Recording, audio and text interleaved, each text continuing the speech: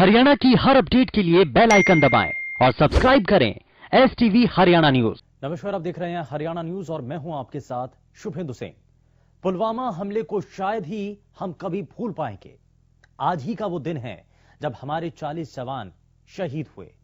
कायर दुश्मन ने निहत्थे जवानों पर हमला करने के बाद फायरिंग करते हुए अपनी कायरता का परिचय दिया था। आज देश उन शहीदों को नम आंखों के साथ नमन करता है जो भारत माता की रक्षा करते हुए खुद को न्यौछावर कर गए। 14 फरवरी 2019, समय दोपहर 3:30 बजे। सीआरपीएफ से संबंधित 78 बसें करीब 2500 जवानों को लेकर नेशनल हाईवे 44 से गुजर रही थी। हर बार की तरह इस बार सड़क पर दूसरे वाहनों की आवाजाही को रोके बिना ये काफिला आगे बढ़ रहा था। बसों में बैठे कई जवान छुट्टी पर वापस अपने घर जा रहे थे। उनके चेहरों पर अपनों से मिलने की खुशी थी। इसी हाईवे पर 2 दिन पहले भी आतंकी सीआरपीएफ के जवानों पर हमले को अंजाम दे चुके थे, इसीलिए हर कोई सतर्क था। जोरदार धमाके से उड़ गए परखच्चे। जवानों के काफिले के बीच एक कार ने अचानक सड़क की दूसरी ओर से आकर 1989 के बाद सबसे बड़ा हमला। 1989 के बाद जवानों पर यह सबसे बड़ा हमला था। इस हमले ने पूरे देश को हिलाकर रख दिया था। वहीं जवानों को ले जाते समय सुरक्षा बैठकें भी जारी थी। वहीं दूसरी ओर हमले के 5 दिन बाद और कामरान के मारे जाने के दिन पाकिस्तान के प्रधानमंत्री ने टीवी पर आकर इस हमले के बाबत अपनी झूठी सफाई पेश की। इमरान ने अपने संबोधन में कहा कि इस हमले से पाकिस्तान को कोई फायदा नहीं होने वाला था, लेकिन इससे मोदी सरकार को जरूर फायदा हो सकता था। उनके झूठ नहीं है। बालाकोट में भारत की ओर से जो एयर स्ट्राइक की गई थी, उसका पाकिस्तान के मन में इतना खौफ बैठ गया है कि उसके हुक्मरानों और सेना के आला अफसरों को रात को नींद नहीं आती, क्योंकि रात भर एक और एयर स्ट्राइक का भय उन्हें सताता रहता है। Bureau report, Haryana news. के बाद पूरे देश की आंखें नम, और जब दूसरी बरसी है तो उन सभी शहीदों को याद किया जा रहा है। लेकिन इस दौरान बड़ा सवाल यह भी कि आखिर हमने उस 2019 की घटना से आज 2021 में क्या सबक लिया है और कितने कदम हम आगे बढ़ पाए हैं। यह अपने आप में इसको लेकर के एक बड़ा सवाल बना हुआ है।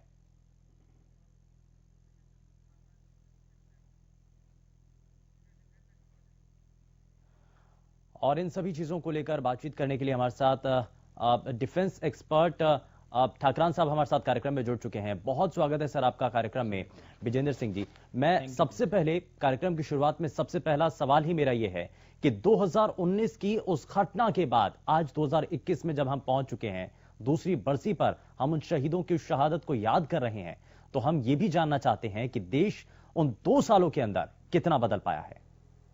सबसे पहले तो आप गौरव ना शुभेंदु सबसे पहले तो मेरा सभी देशवासियों को और सभी को मेरा नमस्कार आपके टीवी चैनल से। मैं सबसे पहले हिंदुस्तान के उन बहादुर शहीदों को पूरे आपके हरियाणा चैनल की तरफ से और न्यूज चैनल की तरफ से और देशवासियों की तरफ से उनको अपने श्रद्धा सुमन व्यक्त करता हूं। ये 14 फरवरी 2019 को जो पुलवामा अटैक होया था, ये एक इनकी कायराना हरकत थी पाकिस्तानियों की, और पाकिस्तान ने हमारे देश को जो ये अटैक किया है, इसमें उनको ये मालूम नहीं था कि हम कितना बड़ा उसका बदला लेंगे। हमारे जवान जो बड़े अच्छे अपने उसमें जा रहे थे उस एरिया में, तो इन्होंने जो बारूद से भरी जो गाड़ी वो टकराई है और उससे जो हमारे को जो नुकसान होया है, उससे हमारे को बहुत क्षति पहुंची थी। लेकिन उसका बदला हम उस टाइम भी ले लिया हमने, और अब आगे भी हम इस बात पर वो रहेंगे कि ये पाकिस्तान अभी ऐसी कभी हिमाकत ना कर पाए कि हमारे से ये आंख मिला के या हमारे सामने खड़ा भी हो पाए। हम उन चीजों पर भी बात करेंगे ठाकरान साहब, लेकिन अब हम ये बड़ा सवाल है कि आखिर 2019 की उस घटना के बाद आज जब हम 2021 में हैं, तो हम अपने आप को कितना बदल पाए हैं। कुछ चीजें उस वक्त भी कमी के तौर पर देखी गई थी जिसको लेकर के बहुत हद तक सवाल खड़े हुए थे, लेकिन क्या अब उन चीजों के अंदर सुधार हुआ है? हमारी सरकार की तरफ से बहुत सुधार हुआ है। उस टाइम कमियां थी, हमारी कोई विजिलेंस की जो टीमें थी उनकी तरफ से भी कमियां थी कि ये अटैक नहीं होना चाहिए था। हमारा कहीं फेलियर था, जो हमारी जो एजेंसीज हैं उनकी तरफ से भी फेलियर था, और कुछ सरकार ने भी उस टाइम उस बात पर ध्यान नहीं दिया कि ये इस तरह की घटना हो सकती है। तो उसमें हमने अभी उसके बाद में ये 2 साल में काफी सुधार अपनी पूरी डिफेंस फोर्सेज में भी, और यहाँ जो विजिलेंस हमारी होती हैं जितनी भी एजेंसीज हैं उनको सतर्क किया है कि इस तरह की घटना ना होने पाए, इस पर पूरा ध्यान किया जाए, और सरकार ने उस पर काफी स्टेप लिए हैं। एक और बड़ा सवाल ठाकरान साहब, क्योंकि हम अक्सर ये कहते हैं कि जब वो कॉन्वॉय जाता है तो बाकायदा उसकी एक एसओपी होती है, नियम होते हैं कि कोई भी अगर सड़क पर जवानों का काफिला जा रहा है तो उसमें कोई भी ट्रैफिक नहीं होना चाहिए, ट्रैफिक रोक दिया जाता है उस कॉन्वॉय को जाने के लिए। तो अब इन चीजों में, क्योंकि उस वक्त ये बड़ा कारण था कि एक तरफ का ट्रैफिक चल रहा था और वहां से आकर के एक गाड़ी रॉन्ग रूट पर आ जाती है और ये टकरा जाती है, तो क्या अब उन चीजों के अंदर बदली हैं वो चीजें, क्या वो बदलाव आया है? सुबेत, मैं यहाँ JNK के अंदर 29 नवंबर 2089 को, सॉरी 1989 को मैं वहाँ बारामूला में गया था, और 90 में मैं बारामूला में था डेव हेडक्वार्टर में। उस टाइम ये स्टार्टिंग होया था, तो उसके बाद में बहुत SOP बनी है, और सरकार ने इस पे बहुत, फौज ने भी, हमारी जो डिफेंस फोर्सेज है उन्होंने भी, और सरकार ने भी इस बारे में बहुत चीज ठीक करी है। ये जो हो गया था अभी 19 में, उसमें कहीं कमियां रह गई थी, उनको बाद में होता, सिस्टम तो ठीक है कि SOP बनाई गई हैं और उनको इम्प्लीमेंट भी होता है कि गाड़ी आगे भी होगी, QRT की गाड़ी आगे भी होगी, पीछे भी होगी, जो एस्कॉर्ट होते हैं, और सब सिस्टम होता है वहां। लेकिन होता क्या है कि इन्होंने कहीं ना कहीं उस हमारे सिस्टम को वो करते हुए, और इन्होंने ये सोचा था कि ये भी एक बीच में प्राइवेट गाड़ियों को नहीं रोकते थे उस टाइम भी, बीच में गाड़ियां जाती थी, लेकिन उनका चेक करने में या उनको कहीं ना कहीं हमारी डिफेंस फोर्सेज की जो सिक्योरिटी थी वहां उनसे भी भूल हुई है कि वो इस तरह की जो गाड़ियां उस टाइम उसमें घुस गई है कार्रवाई के साथ में। तो ये ऐसे होना नहीं चाहिए था, लेकिन दुर्भाग्य से हो गया, और वो अपने उसमें कामयाब हो गए। ये उनकी एक देखा जाए तो काराना हरकत भी थी कि इस तरह की जो हरकत करते हैं पाकिस्तान वाले, उन्होंने पहली बात तो इस तरह की हरकत में ये होना चाहिए कि हिंदुस्तान के साथ जब वो करते हैं इस तरह की हरकतें, तो अपना वो पूरा वो बचाव करके चलते हैं, और उसमें कहीं ना कहीं हमारी भी लूप होल रह जाता है कि हमने उसका ध्यान नहीं दिया है। अब उस पर पूरा सरकार ने बहुत अपने उससे वो कर दिया है। अभी जो कार्रवाई चलती है उस पर सारा ध्यान रखा जाता है और सभी SOP के मुताबिक काम होता है। इसमें एक चीज और है ठाकरान साहब कि कश्मीर के अंदर, क्योंकि आप कह रहे हैं आपने वहां बहुत हद तक बारीकी से चीजों को देखा है, कितना मुश्किल होता है एक जवान के लिए अगर उसको वहां डिप्लॉय किया जाता है, वहां पर भेजा जाता है, देश की सुरक्षा के लिए वहां पर जब खड़ा कर दिया जाता है, तो क्या क्या चैलेंजेस आते हैं, क्या क्या चुनौतियां होती हैं एक जवान के सामने? जवान के सामने चैलेंज तो इतने ज्यादा होते हैं वहां कि जवान जो है अपना सुबह से शाम तक जो उसकी जो जहां नौकरी है, जहां उसको जाना होता है, उसमें उसको 24 घंटे एक एक मिनट और सेकंड में उनको ध्यान रखना पड़ता है कि कहीं से दुश्मन हमारे पर वो ना कर दे। जवान अपनी पूरी कोशिश करता है, दिक्कतें तो बहुत आती हैं वहां, लेकिन जवान तो देश की उसकी सुरक्षा के लिए उसका तो ध्यान वही होता है कि कहीं दुश्मन हमारे को किसी चीज पे हमारे को अटैक ना करे, हमारे किसी इंस्टॉलेशन पे वो ना करे, हमारे डिफेंस फोर्सेज जो हमारे यूनिट्स हैं उन पे कहीं वो ना करे। लेकिन फिर भी क्या होता है, जो छदम ये युद्ध जो गुरिल्ला फाइटिंग जो चल रहा है, जो पाकिस्तान करता है टेररिस्टों के मुताबिक, इसमें हमने एक चीज ध्यान रखना है कि जो टेररिस्ट जो हमारे आते हैं कहीं से भी निकलते हैं, तो वहां कहीं ना कहीं बॉर्डर पे पहले कुछ लीक पॉइंट्स होते थे जिसकी वजह से वो पहुंच जाते थे। अब उनको काफी टाइट कर दिया। पहले सिक्योरिटी का ये भी था कि फेंसिंग नहीं थी, कुछ बहुत चीजें नहीं थी जो कि हमारे उस टाइम वो नहीं कर पाते थे। SOP हमने बनाई थी वहां खूब अपनी इस तरह के, भाई किस तरह की कैजुअलिटी ना हो जाए। लेकिन होता क्या है, जो टेररिस्ट हैं उनको तो वहां से जब पाकिस्तान से जब वो आते हैं इंडिया के अंदर, तो उसमें पाकिस्तानी कम होते हैं, बाहर के अफगानिस्तान और दूसरे कंट्रीज के ज्यादा होते हैं जो उग्रवादियों को उपाड़ते हैं। वो तो सिर्फ मरने के लिए आते हैं, उनका तो ध्येय होता है कि कैसे भी करके हम मर जाए। लेकिन ठाकरान साहब, एक अपने आप में एक आम नागरिक के तौर पर भी ये बड़ा सवाल उठता है, हर किसी के जहन में भी होगा कि जब सभी को ये मालूम है कि पाकिस्तान के भीतर, पाकिस्तान की सरजमी से कई ऐसे संगठन चल रहे हैं जो कि न सिर्फ भारत के लिए नुकसानदायक है बल्कि दुनिया के कई देशों के लिए नुकसानदायक हैं, उनकी गतिविधियां आतंकवादी के तौर पर ही रहती हैं, तो क्यों नहीं उनके खिलाफ पाकिस्तान कोई एक्शन ले या UN के अंदर इस मुद्दे को उठाया जाए ताकि ऐसे संगठनों को बैन किया जाए। हालांकि कई संगठन इस दौरान बैन भी किए गए हैं, लेकिन क्यों ना सभी को कर दिया जाए। मुद्दों को बहुत बार उठाया गया है, लेकिन पाकिस्तान की मजबूरी क्या है? पाकिस्तान की अपनी मजबूरी ये है कि पाकिस्तान की जो डिफेंस फोर्सेज है वो अपने दम पे कुछ नहीं करती है। वो उनके जो टेररिस्टों के जो आका हैं उनका प्रेशर उन पे इतना ज्यादा है, और जो पाकिस्तान की जो गवर्नमेंट है वो भी उनको नहीं रोक पाती है। पाकिस्तान के अंदर जो अफगानिस्तान, कजाकिस्तान और जो दूसरे मुस्लिम कंट्रीज हैं वहां से इतने जो लोग आते हैं वहां उसको टेररिस्ट कैंपों में ट्रेनिंग करने के लिए, इस पे सरकार ने और पूरे ग्लोबल लेवल पे वो किया है। लेकिन फिर भी पाकिस्तान क्या करता है कि पाकिस्तान अपने आप को स्टैंड करने के लिए, थोड़ा सा अपने को दिखाने के लिए कि हमारे अंदर भी ये है, वो इन टेररिस्टों के बगैर उनका डिफेंस फोर्सेज चले नहीं पाएगा। जबकि हमने ये, हमारे मोदी साहब ने, प्रधानमंत्री जी ने पूरी दुनिया के अंदर ये किया है कि पाकिस्तान तो एक आतंकवाद की फैक्ट्री है, आतंकवाद तो वहां पनपता है और उनको वो पूरी सपोर्ट करते हैं। उनकी तो सरकार पे भी जो मेन जो आतंकवाद के आका हैं उनकी सरकार पे भी प्रेशर और ये भी दिखा दिया था इस पुलवामा की घटना के बाद, क्योंकि हर किसी के मन में आक्रोश था, भारतवासी के हर नागरिक के मन में गुस्सा था, और इसीलिए कुछ ही समय बाद एयर स्ट्राइक कर दी जाती है। यह दिखा दिया जाता है पाकिस्तान को कि अगर वो किसी भी तरीके से भारत के आंतरिक मामलों में या किसी भी तरीके से छेड़खानी करता है तो उसका मुंहतोड़ जवाब दिया जाएगा। तो पहले का भारत जो था और आज के भारत में आप कुछ अंतर देखते हैं, और जो आत्मनिर्भर भारत की जो नींव है, और आज भी अर्जुन टैंक जब प्रधानमंत्री के द्वारा भारतीय सेना को सौंपे जाएंगे, तो क्या आपको लगता है कि भारत की जो सैन्य शक्ति है वो बहुत हद तक बढ़ चुकी है, इसलिए जो बाकी देश हैं खास करके पाकिस्तान और चीन, वो अब कम से कम भारत को उस नजरिए से नहीं देखते जैसा पहले देखा जाता था? पिछले सालों में तो हमारी जो सैन्य शक्ति थी, अगर अब मैं बहुत पहले की बात करूं तो हमारा पॉलिटिकल विल भी नहीं था। 62 की अगर लड़ाई की बात करें तो हमारे पास पॉलिटिकल विल नहीं था, और ना ही ऐसी सरकारें थी कि हमारी डिफेंस फोर्सेज को ताकतवर बनाया जाए। लेकिन उसके बाद में जैसे 71 आया, उसमें हमने काफी कुछ इंप्रूवमेंट करी है, अपनी फोर्सेज को अच्छी सहूलियतें दी हैं। और पाकिस्तान तो हमारी फोर्स के सामने बिल्कुल कुछ नहीं है। हम अगर एक दिन की लड़ाई के अंदर पाकिस्तान को धूल चटा देते हैं हम, ये तो हमारी है। लेकिन पाकिस्तान क्या करता है, सिर्फ उग्रवादियों की वजह से हमारे को अंगेज रखता है। वो अपने उसकी डिफेंस की इतनी पावर नहीं है कि हमारे टक्कर ले सके, लेकिन वो क्या करता है, उग्रवादियों की तरफ से तो हमारे को वो करता रहता है, उसमें रखता है। लेकिन अभी जो हमारी शक्तियां बढ़ी हैं पिछले 5-7 सालों में, 10 सालों में, वो इतनी ज्यादा ताकतवर हो गई हैं। अगर हम अभी चीन जो पहले जो ताकतवर अपने आप को समझता था, आज तो हम चीन के भी बराबर नहीं, उनसे ज्यादा हैं। बिल्कुल, और डिस्प्यूटेड एरिया से अब चीन को वापस जाना पड़ा है। और अब जो कि पहले सिचुएशन बहुत आमने सामने की थी, तरह तरह की जो सिचुएशन थी, अब उसको सामान्य कर लिया गया। हमारी सैन्य शक्ति पूरी दुनिया के अंदर, आज के टाइम में पूरी दुनिया के अंदर, चीन अपने आप को बहुत ज्यादा वो समझता है कि हम बहुत है, लेकिन चीन को भी हम आज टक्कर नहीं बल्कि उसको मात दे देंगे, क्योंकि हमारे जो जवान है, हमारी जो फोर्स है, डिफेंस फोर्सेज जो, और उसमें भी आर्मी जो हमारी है वो इतनी ताकतवर हो चुकी है।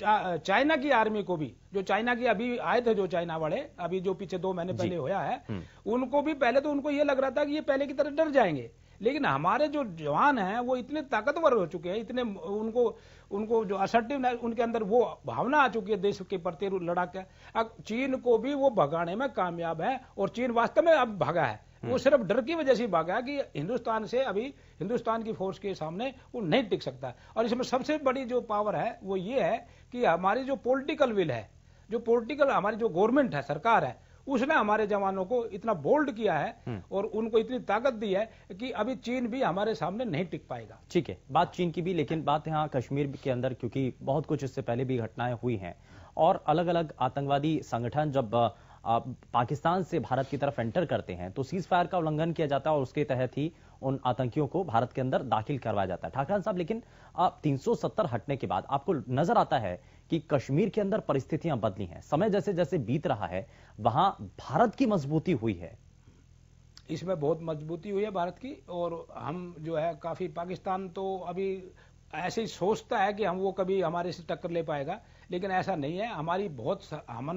हमारी सरकार ने और हमारी डिफेंस फोर्सेस ने अपना जो सेटअप ऐसा इतना बना लिया है कि अभी पाकिस्तान तो हमारे सामने टिक ही नहीं पाएगा।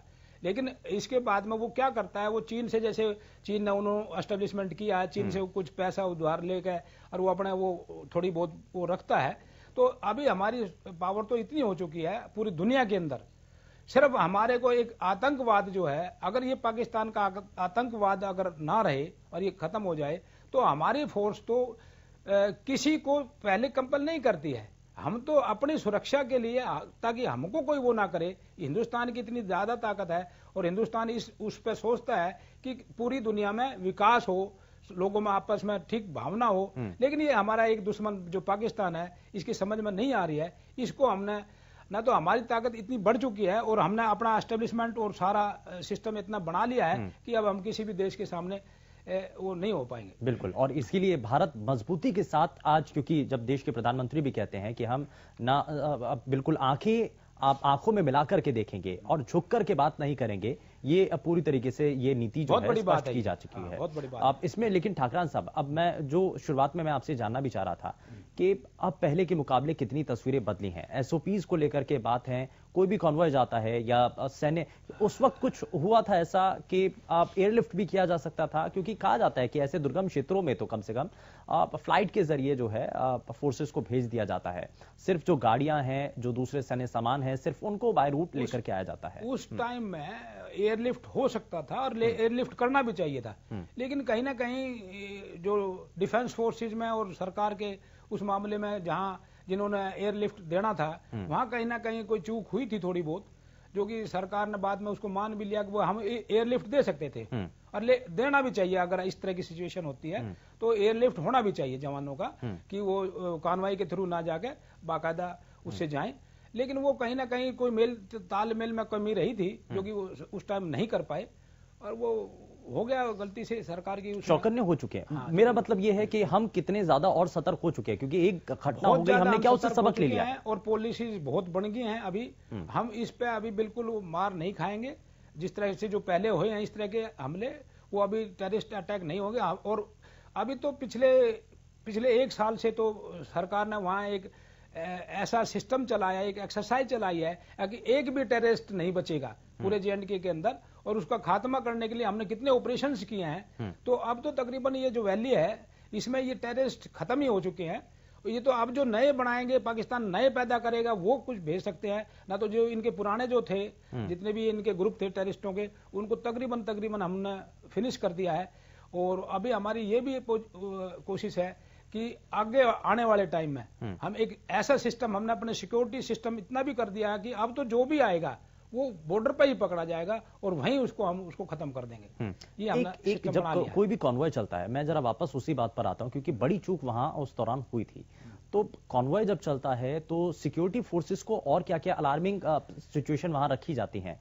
अगर कोई भी गाड़ी होती है आसपास, क्योंकि पहले तो ट्रैफिक को फिलहाल रोकना पड़ता है, जो आम ट्रैफिक होता है उसको रोक दिया जाता है, तो क्या उसमें गाड़ियों की चेकिंग होती है? जो वहां पर लोग खड़े होते हैं उनको बाकायदा नोटिस किया जाता है?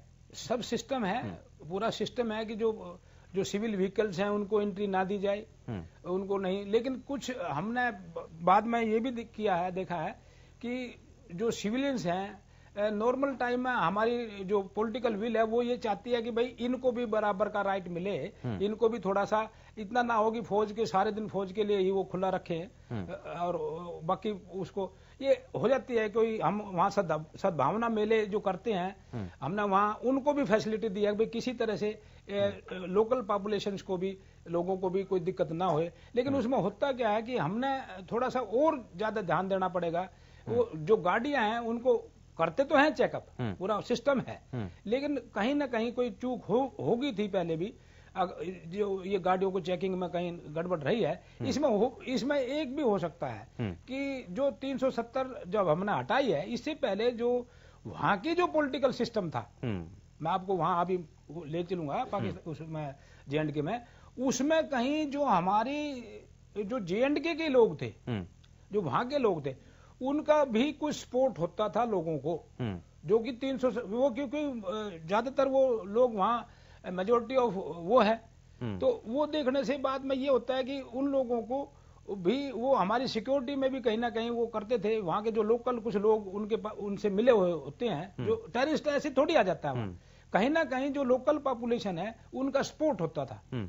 उसको चेकअप करना, उसको चेक बैक करना पूरा, और उसको ध्यान में रखना इतना सरकार से थोड़ा होता नहीं था।